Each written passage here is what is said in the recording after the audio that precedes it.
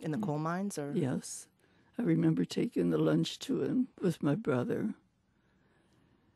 And my mother would pack him a sandwich, and we would go up the mountain and bring it to him. And he would come to the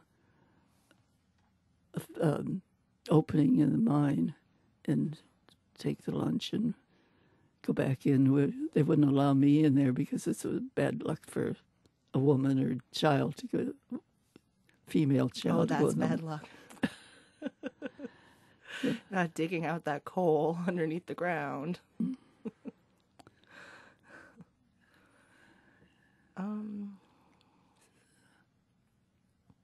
Is there anything that you want to talk about? Any memories that you have?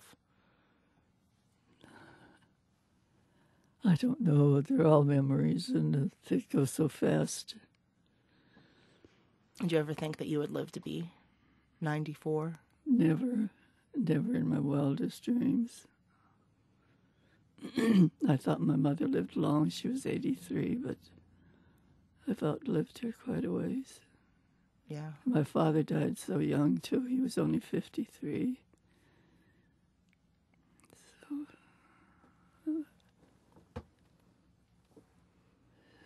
I don't. We were talking about the horse-drawn carriages before, and you were saying you remembered the bread man coming by in the carriage to deliver fresh bread after school. Yes, the bread was still warm when he came by. He was a little Jewish man, and had Russian rye, and it was so delicious. And if we'd come home from school, my mother would have stewed tomatoes that she canned, and we'd have a little slice of bread, and that was such a delicious snack for before supper. Mm-hmm. So who else rode their horse and carriage buggy around delivering things? The milkman, the ragman, the fruit and vegetable iceman would chop a piece of ice and put it in the refrigerator, in the ice box. Where did they get the ice? They had ice houses that they stored would cut the ice from the lake and put it in these storage boxes and deliver that. So the ice was stored all summer? Yes. Did they ever run out of ice by the time before winter came? More than once. By August, there's no more ice. No. But somehow or other, I don't remember how they kept it refrigerated. But there was some method they had. Do you remember the first time you saw a car or rode in a car? I don't remember when the first time I saw a car, because there were cars around, but very few. And I think the first car I ever rode in I was about probably 12 years old. I had to go to the hospital to have my tonsils taken out. And I don't know, I think it must have been about 8 or 9 then. That was the first time I rode in a car. My father took me. Was it exciting? Pardon? Were you excited to go in the car, or were you just nervous about it? I was afraid. I was too afraid to go to get my tonsils out. Yeah.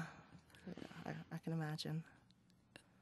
I can remember St. Vincent's Hospital with the stairs going up and a railing. It's a long change from there. It just looked like a very big mansion. That's what the hospital looked like then? Was a mansion? Yes. Wow. Everything's changed. Do you remember when you got a phone in your home for the first time? Oh, when we moved to Detroit. No, we lived in Buffalo. Your grandfather and I moved to Buffalo after Peter was born. So you were grown and married and a mother before you ever had a phone. No, not till I think it was. Well, there was a phone in the house on 6th and German when we moved back from Buffalo, but the people that moved out left it there, and then the phone company came and took it out. So we never had a phone till we moved to Detroit in 42.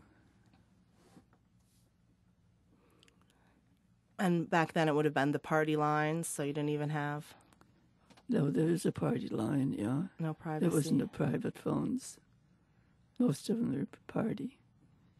I just can't imagine, kids of today having to survive back then without their cell phones and text messaging and No, we didn't have any phones tied to our ears. no privacy either. No, you picked up the phone and there's somebody talking, they'd yell at you to hang up. Now, I'm not sure if this is a real story that I remember or maybe I made it up. Did you have to get your hair cut off when you were a kid because you had lice? Yes. And they put tar in your hair?